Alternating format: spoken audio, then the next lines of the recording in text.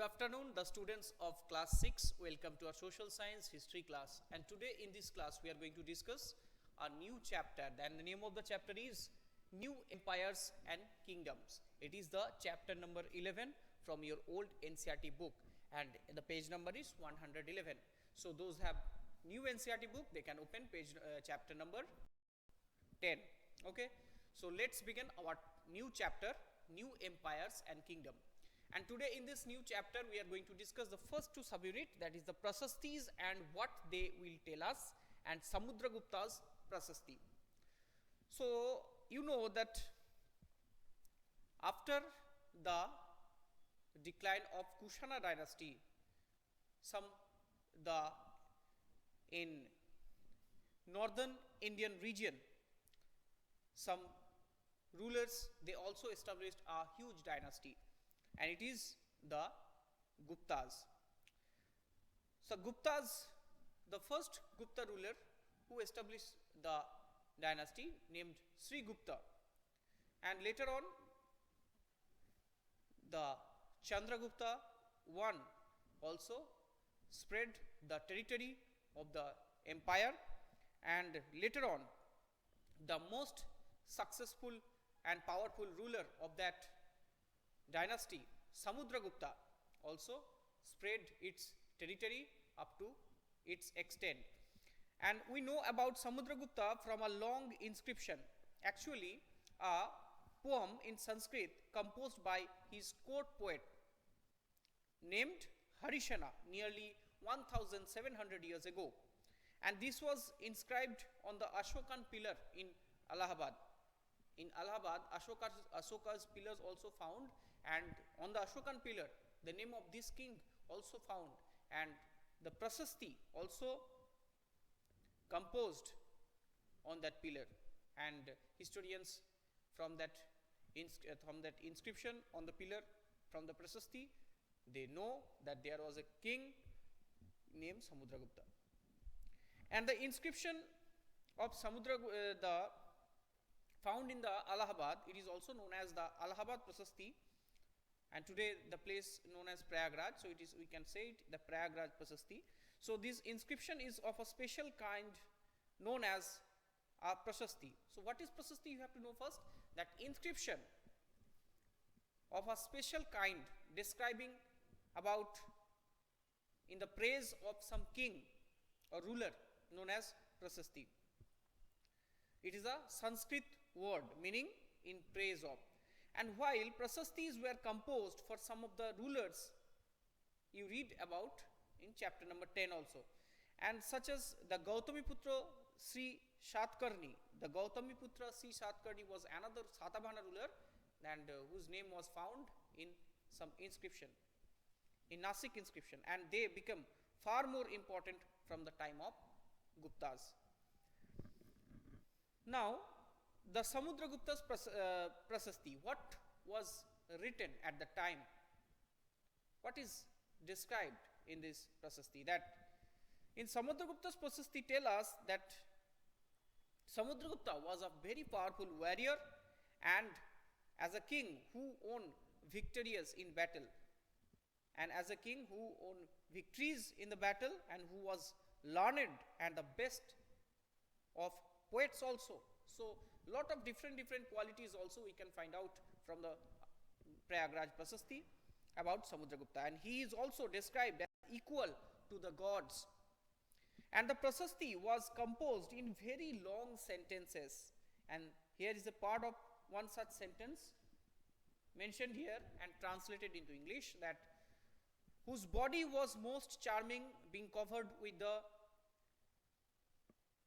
plenteous beauty of the marks of hundreds of scars caused by battle axes, arrows, spikes, spears, barbed darts, swords, iron clubs, javelins, barbed arrows, long arrows, and many other weapons. So from this line we can understood that they described the Samudragupta as a most powerful person, that none of the weapons could hurt.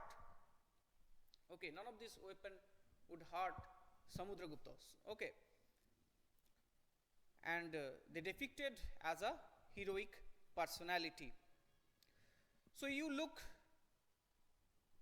will notice an area shaded in green. So now look at the map number 7. Map number 7 is page number 113, and in that map some areas shaded in green color and some areas also shaded with the pink, and rest of them are white. And in different books, I think in new version of the NCERT book, it is a little bit different. The colors are little bit different. Okay, so that's not a problem. We have to understand the areas mentioned in the index. So you will find areas marked in purple and blue as well. So this map is based on the information provided in the Prasasti. And Harishchandra described 4 different kinds of rulers and tell us about Samudragupta's policies towards them. 4 different set of rulers and their policies. What are the first set of rulers? That the rulers of Aryabharta, the area shaded in green on the map here, there were 9 rulers who were uprooted, and their kingdoms were made a part of Samudragupta's empire. Directly, kingdoms made the part of Samudragupta's empire after when Samudragupta defeated those rulers in the battle. So the number 2, the rulers of Dakshinapatha, means the southern states. So there are 9 dots present. So those are actually the part of Dakshinapatha, means the southern India or Deccan. So here there were 12 rulers, some of those whose capitals are marked with red dots on the maps, and they surrendered to Samudragupta after being defeated, and he then allowed them to rule again. So when these rulers accept that Samudragupta is superior than all of them, so then what happened? Samudragupta allowed them to rule freely, but they had to pay a certain amount of tax and had to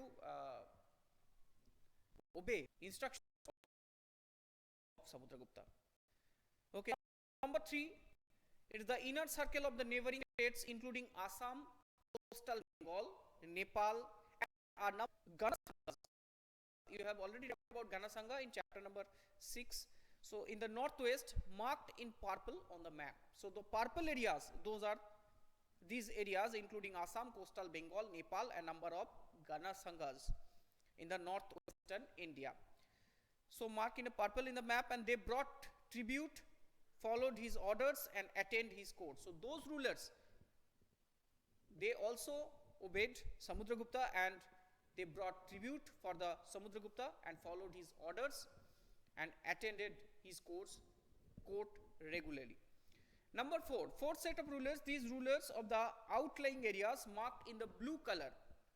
So the rulers ruled in the area of mentioned in the map with blue color, on the, perhaps the descendants of the Kushanas and Shakas. Shakas and Kushanas are the two another different dynasties who ruled in some part of India. You have already read about Kushanas and Shakas also. And the ruler of Sri Lanka who submitted to him and offered daughters in marriage.